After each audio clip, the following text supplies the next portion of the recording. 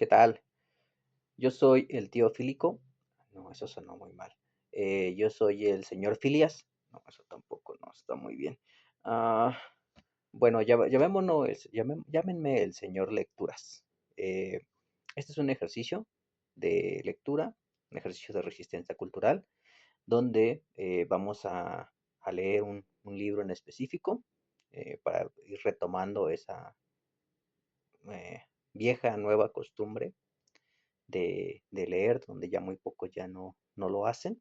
Y pues yo sé que no todos tienen el mismo tiempo, entonces pues aquellos que no puedan acompañarnos en la lectura, les pido que lo escuchen y pues bueno, para esta semana he escogido, bueno, para este primer ejercicio he escogido este libro, se llama Crimen y Castigo de Fyodor Dostoyevsky. Es un autor ruso, si mal no he entendido. La verdad es que este fue una recomendación y pues es la primera vez que lo voy a leer y quiero que ustedes me acompañen con esta lectura. Entonces, pues nada, vamos a empezar. Capítulo 1. Una tarde extremadamente calurosa de principios de julio, un joven salió de la reducida habitación que tenía alquilada en la callejuela de S y, con paso lento e indeciso, se dirigió al puente K. La pobreza lo abrumaba. Sin embargo, la miseria había dejado de ser un sufrimiento. El joven había renunciado a sus ocupaciones diarias, a cualquier trabajo. En el fondo, despreciaba a la del cuartucho donde vivía, pero detenerse en la escalera para oír sandeces y vulgaridades, recriminaciones, quejas, amenazas, y tener que contestar con evasivas y excusas, no le interesaba. Más valía deslizarse por la escalera como un gato para pasar inadvertido y desaparecer. Aquella tarde, el temor ante la idea de encontrarse con su acreedora lo llenó de asombro cuando se vio en la calle entre las multitudes, con un calor sofocante y un aire irrespirable. Que me inquieten semejantes pequeñeces cuando tengo un proyecto de negocio tan audaz, pensó con una sonrisa extraña. Sí, el hombre lo tiene todo al alcance de la mano, y como buen holgazán, deja que pase ante sus narices. Esto es ya un axioma. Es chocante que lo que más temor inspira a los hombres sea aquello que los aparta de sus costumbres. Sí, eso es lo que más los altera. Pero esto ya es demasiado divagar. Mientras divago no hago nada. Y también podría decir que no hacer nada es lo que me lleva a divagar. Hace ya un mes que tengo la costumbre de hablar conmigo mismo, de pasar días enteros acostado en mi rincón pensando tonterías. Porque, ¿qué necesidad tengo de dar este paso? ¿Soy verdaderamente capaz de hacer eso? ¿Es que por lo menos lo he pensado en serio? De ningún modo. Todo ha sido un juego de mi imaginación, una fantasía que me divierte. Un juego, sí, nada más que un juego. El joven, extraordinariamente bien parecido, alto, delgado y bien formado, tenía el cabello negro y unos magníficos ojos oscuros. Pronto cayó en un profundo desvarío y prosiguió su camino sin querer ver nada de lo que lo rodeaba. De tarde en tarde musitaba palabras confusas, cediendo a la costumbre de monologar. Se daba cuenta de que las ideas se embrollaban en su cerebro y de que estaba sumamente débil. Su ropa era tan miserable que ni siquiera un viejo vagabundo se habría atrevido a salir a la calle con semejantes andrajos. Bien es verdad que este espectáculo era corriente en el barrio donde nuestro joven habitaba. La vecindad del mercado central, la multitud de obreros y artesanos en las callejuelas de San Petersburgo. Además, se había apoderado de aquel hombre un desprecio feroz hacia todo, por lo que exhibía sus harapos sin pena alguna. Su ilusoria audacia, sugestiva y monstruosa, solo excitaba sus nervios. Ahora, transcurrido un mes, empezaba a mirar las cosas de otro modo, y a pesar de los enervantes soliloquios sobre la debilidad, impotencia e irresolución, se acostumbró lentamente, a pesar suyo, a llamar negocio a su espantosa fantasía. Aquel día se propuso hacer un ensayo. Con el corazón desfallecido, sacudidos los miembros por un temor nervioso, llegó a un inmenso edificio, una de cuyas fachadas daba al canal y otro a la calle. Dividido en pequeños departamentos, habitados por artesanos, sastres, cerrajeros, cocineras, alemanes, prostitutas, funcionarios de ínfima categoría. El ir y venir de gente era continuo, atravesando las puertas y los dos patios del inmueble, resguardados por 4 porteros. Pero nuestro joven tuvo la satisfacción de no encontrarse con ninguno. Franqueó el umbral y se fue por la escalera de la derecha, estrecha y oscura. Pero estos detalles eran familiares a nuestro héroe, pues en aquella oscuridad no había que temer a las miradas de los curiosos. Si tengo tanto miedo en este momento, ¿qué será cuando esté decidido? Pensó involuntariamente al llegar al cuarto piso. Ahí le cortaron el paso antiguos soldados. Sacaban los muebles de un departamento ocupado por un funcionario alemán casado. Ya que este alemán se va, se dijo, en este rellano no habrá más inquilino que la vieja. Llamó a la puerta de la vieja. Este sonido debió despertar en él algún viejo recuerdo, pues se estremeció. La debilidad de sus nervios era extrema. Después de un instante, la puerta se entreabrió. Por la estrecha abertura, la anciana observó al intruso con evidente desconfianza. Solo se veían sus ojillos brillando en la sombra. Al ver que había gente en el rellano, se tranquilizó y abrió la puerta. El joven cruzó la puerta y entró en un vestíbulo oscuro, dividido en dos por un muro, tras el cual había una minúscula cocina. La vieja permaneció inmóvil.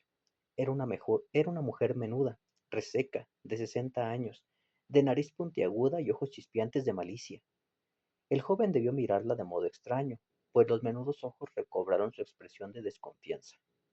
Raskolnikov, estudiante. Vine a su casa hace un mes, murmuró, al recordar que debía mostrarse muy amable. Lo recuerdo, muchacho. Perfectamente, articuló la vieja sin dejar de mirarlo con expresión de recelo. Bien, pues vengo de nuevo para el mismo negocio, dijo Raskolnikov. Tal vez esta mujer es siempre así. Yo no la advertí la otra vez, pensó desagradablemente impresionado. La vieja no contestó. Parecía reflexionar. Después indicó al visitante la puerta de su habitación mientras se apartaba para dejarlo pasar. En aquel momento, el atardecer iluminaba la habitación. Entonces, se dijo de súbito Raskolnikov, también brillará un sol como este. ¿Qué desea usted? Preguntó ásperamente la vieja. Vengo a empeñar esto. Sacó del bolsillo un viejo reloj de plata, en cuyo dorso había un grabado que representaba el globo terráqueo y del que pendía una cadena de acero inoxidable. Pero si todavía no me ha devuelto la cantidad que le presté. El plazo terminó hace 3 días. Le pagaré los intereses de otro mes. Tenga paciencia. Soy yo quien decide tener paciencia o vendré el objeto empeñado. ¿Me dará una buena cantidad por el reloj, Alena Ivanova? Pero si este reloj no vale nada. La vez pasada le di 2 hermosos billetes por un anillo que podía obtenerse nuevo en una joyería por solo rublo y medio. Deme 4 rublos y lo desempeñaré. Es un recuerdo de mi padre. Recibiré dinero pronto. Rublo y medio. Y le descontaré los intereses. Rublo y medio, exclamó el joven. Si no le parece bien, tómelo y lléveselo. La vieja le devolvió el reloj. Él lo tomó y se dispuso a salir indignado, pero recordó que la vieja usurera era su último recurso y que había ido ahí para otra cosa. Venga el dinero, dijo Raskolnikov. La vieja fue a la habitación inmediata. Al quedarse solo empezó a reflexionar mientras se aguzaba el oído. Oyó abrir la cómoda. Sin duda el cajón de arriba, supuso. Lleva las llaves en el bolsillo derecho. Hay una mayor que las otras, con el paletón dentado, seguramente de una caja fuerte, que suelen tener esa forma. Ah, qué innoble es todo esto. La vieja reapareció. Aquí tiene, a 10 copex por rublo y por mes, los intereses del rublo y medio son 15 copex, que cobró por adelantado. Además, por los 2 rublos del préstamo anterior, descontaré 20 copex, lo que suma 35 copex. Así, usted recibirá por su reloj un rublo y 15 copex. Aquí los tiene. El joven tomó el dinero. No quería discutir. Entonces, adiós. ¿Está usted sola? ¿No está su hermana? Preguntó con tono indiferente, mientras pasaba el vestíbulo. ¿Usted qué le importa? No lo dije con ninguna intención. Adiós, Elena Ivanovna. Raskolnikov salió, presa de una turbación creciente. Al bajar la escalera, se detuvo varias veces, dominado por repentinas emociones. La sensación de disgusto que lo oprimía y ahogaba cuando se dirigía a casa de la vieja se había vuelto insoportable. No había entrado nunca a una taberna, pero lo dominaba el deseo de beber, en parte para llenar el estómago. Se sentó en un rincón oscuro y sucio y pidió cerveza y la tomó de un trago. Experimentó una sensación de profundo alivio y sus ideas parecieron aclararse. Todo esto son, noce- so- todo esto son necedades, se dijo reconfortado. Un vaso de cerveza, un trozo de pan y ya está firme el espíritu y el pensamiento se aclara. Estaba contento y recorrió con mirada amistosa a quienes lo rodeaban, pero en lo más hondo presentía que su animación era ficticia. La taberna estaba casi vacía. Detrás de los dos borrachos con que se había cruzado Raskolnikov, había salido un grupo de 5 personas, entre ellas una muchacha. Después de que se fueron, el local quedó en calma y pareció más amplio. En la taberna solo había 3 hombres más. Uno de ellos, un pequeño burgués, a juzgar por su apariencia, estaba tranquilamente sentado ante su cerveza. Tenía al lado a un hombre alto y grueso, de barba gris, que dormitaba en el banco completamente ebrio. El tercer cliente tenía la apariencia de un funcionario retirado. Estaba sentado en otra mesa, ante un vaso que se llevaba de vez en cuando a la boca, mientras lanzaba una mirada en torno a suyo. También parecía presa de cierta agitación interna. Capítulo 2. Raskolnikov no estaba acostumbrado al trato con la gente, pero se sintió de pronto atraído hacia ellos. En su ánimo acababa de producirse una revolución y experimentaba la necesidad de ver seres humanos. Estaba hastiado de la angustia y la sombría exaltación del largo mes que acababa de vivir en soledad. Por eso se sentía bien en aquella taberna a pesar de la suciedad. A veces ocurre que personas que no conocemos nos inspiran un interés súbito cuando las vemos por primera vez. Esta impresión produjo en Raskolnikov un cliente que tenía aspecto de funcionario retirado. Tiempo después, Raskolnikov le atribuía a aquella impresión una especie de presentimiento. Él no quitaba ojo al supuesto funcionario que parecía ansioso de entablar conversación. Era un hombre que había rebasado los 50, robusto y de talla media.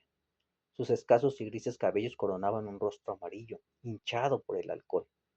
Entre dos abultados párpados fulguraban sus ojillos encarnizados y vivaces. Lo que más asombraba era cierta finura y un resplandor de inteligencia salpicado por relámpagos de locura. Llevaba un viejo y desgarrado frac, del que solo quedaba un botón que mantenía abrochado. No se había afeitado hacía tiempo, y una capa de pelo recio y azulado invadía su mentón y sus mejillas. Sus ademanes tenían gravedad burocrática y parecía profundamente agitado. Con los cuellos apoyados en la grasienta mesa, in-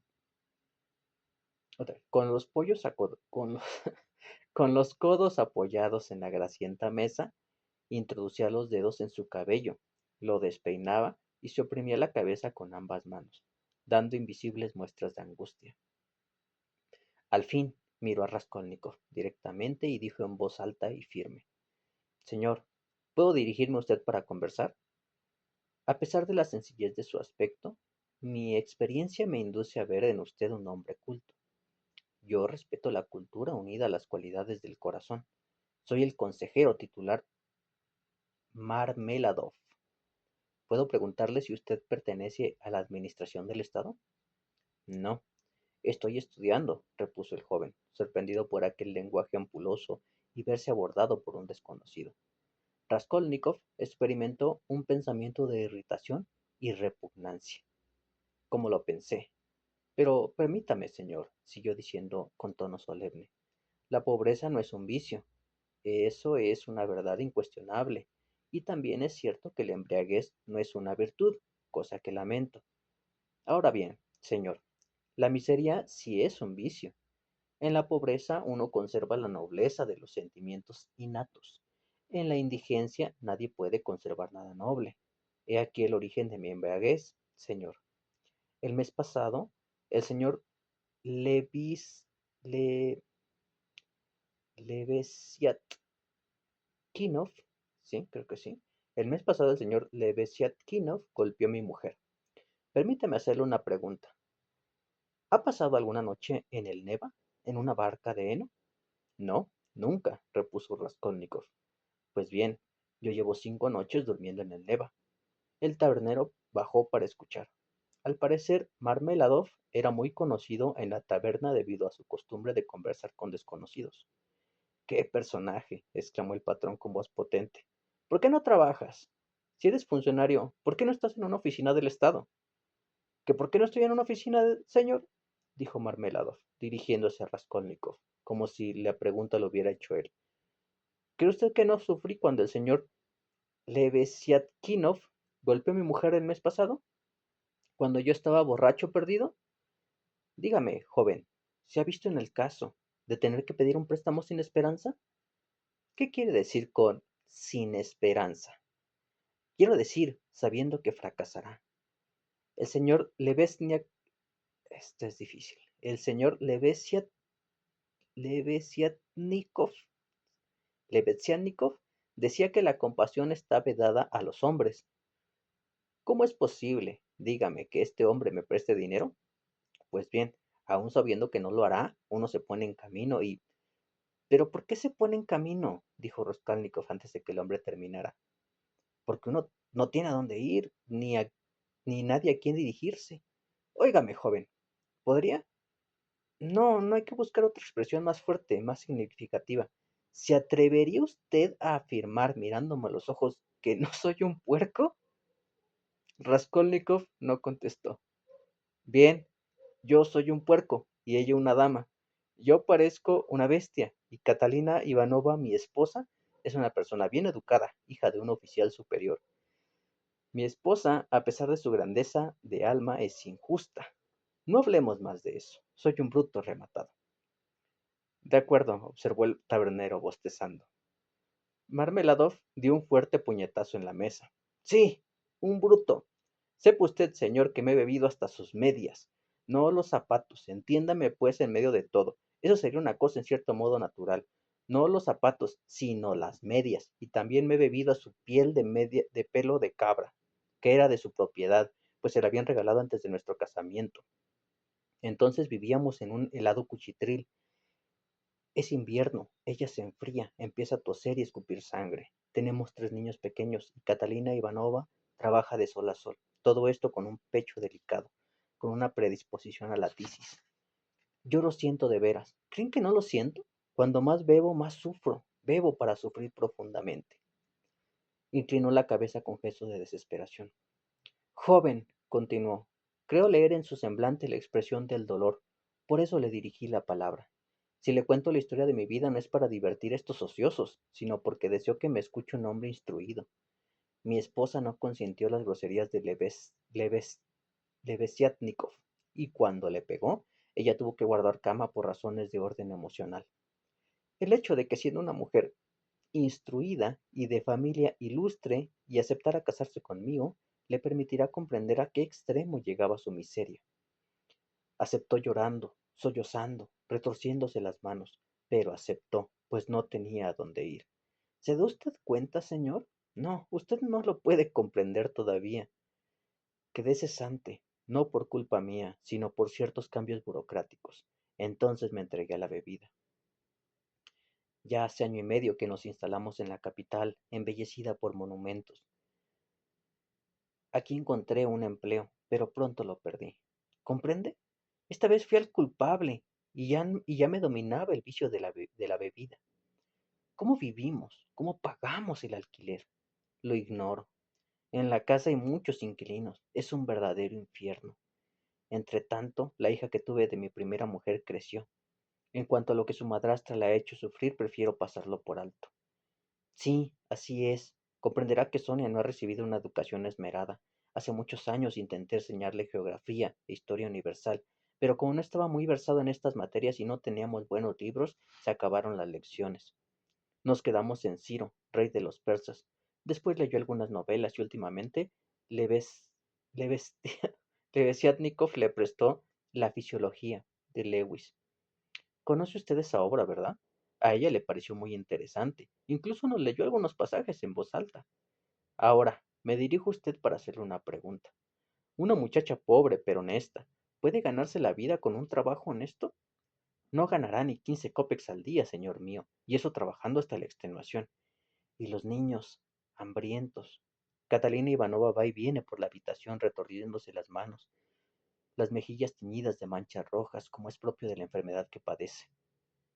Exclama: en esta casa comes, bebes, estás bien abrigado, y lo único que haces es holgazanear. ¿Qué podía beber o comer cuando los niños llevaban más de 3 días sin probar bocado?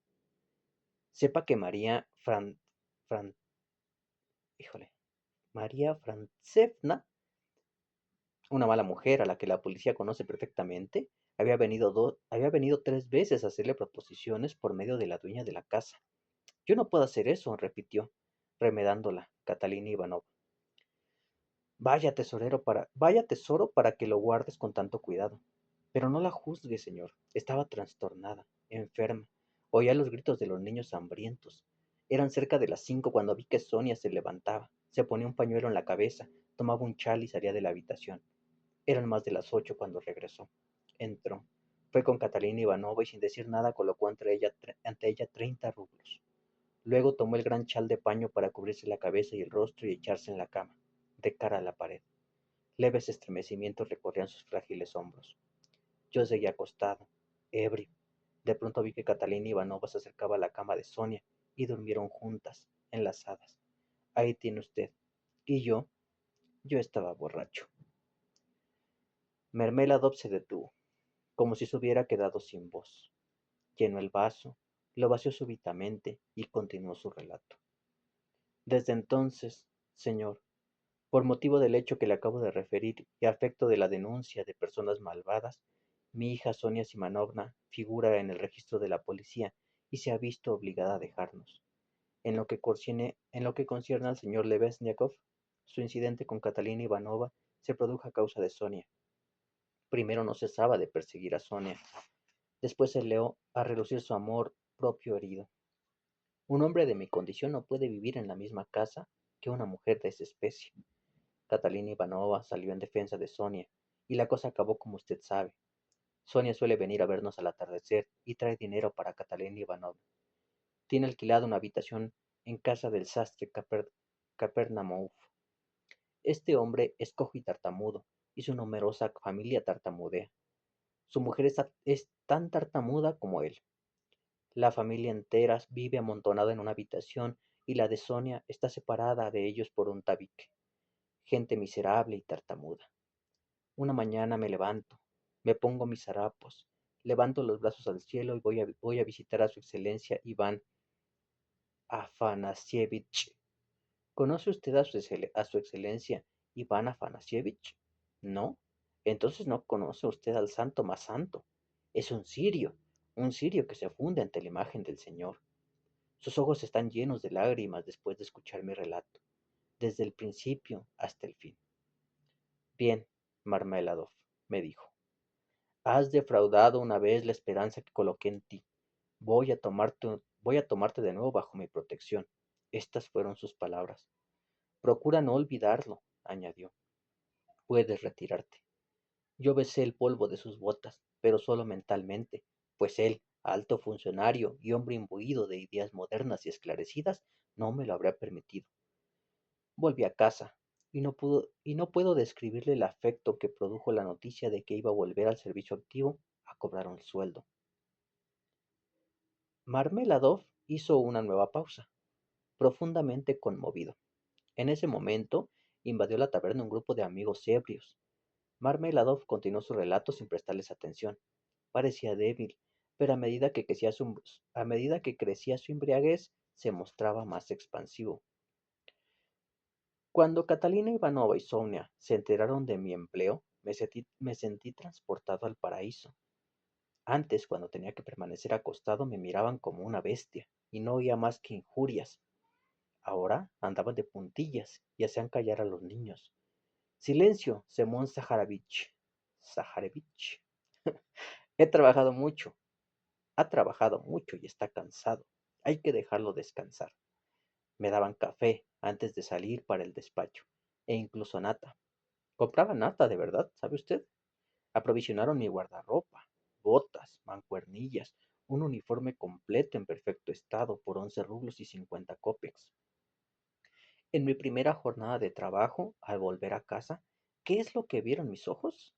Catalina Ivanovna había preparado 2 platos, sopa y lechón en salsa, manjar que no habíamos probado. Ella, aún no teniendo ropa, se había arreglado. Ellas saben arreglarse con nada. Peinado gracioso, cuello blanco y limpio, puños de encaje, y parecía otra, más joven y más bonita. Amalia Ivanovna, la dueña de la casa, estuvo 2 horas charlando en voz baja con Catarina y le contó de mi nuevo empleo. Y cuando hace 6 días le entregué mi primer sueldo, 23 rublos y 40 copecks, me llamó cariñito. Marmeladov se detuvo. La taberna, eh, el rostro del hombre acabado, las 5 noches pasadas en las barcas de heno, la botella de vodka y la ternura enfermiza de aquel hombre por su esposa y su familia tenían perplejo a su interlocutor. Raskolnikov experimentaba una sensación penosa y se arrepentía de haber entrado ahí. Ah, señor, mi querido señor, exclamó Marmeladov, algo repuesto. Tal vez a usted le parezca todo esto tan cómico como a todos los demás, pero le aseguro que yo tengo ganas de reír. Pero le aseguro que yo no tengo ganas de reír. Aquel día inolvidable y aquella noche urdí en mi mente los sueños más fantásticos.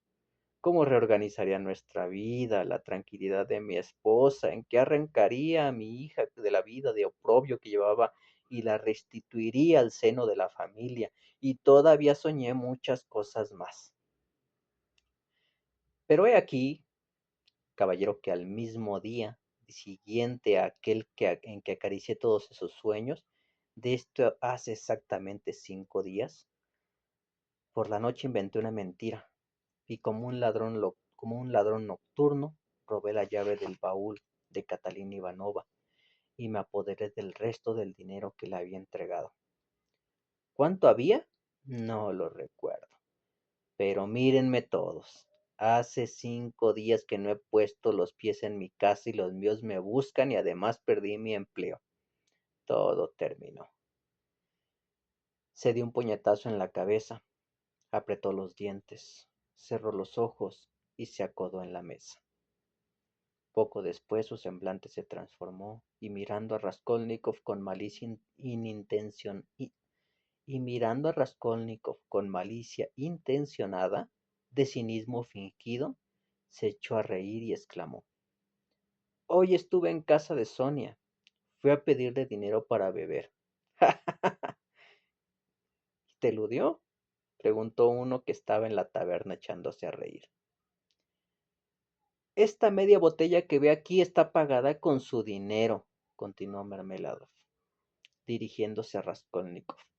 Me dio 30 copecks, todo lo que tenía. Lo vi con mis propios ojos. 30 copecks. ¿Acaso ella no los necesita? Pues bien, he aquí que yo, su propio padre, le arranqué los 30 copecks que tenía. Con franqueza, ¿me compadece o no me compadece?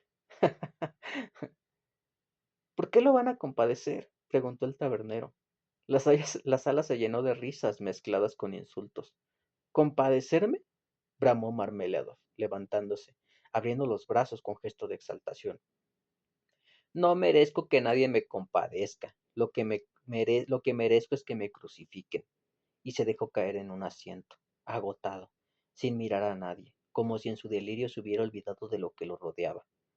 Sus palabras habían producido cierta impresión, pero pronto estallaron risas e invectivas. ¿Escucharon? Viejo demente. Burócrata.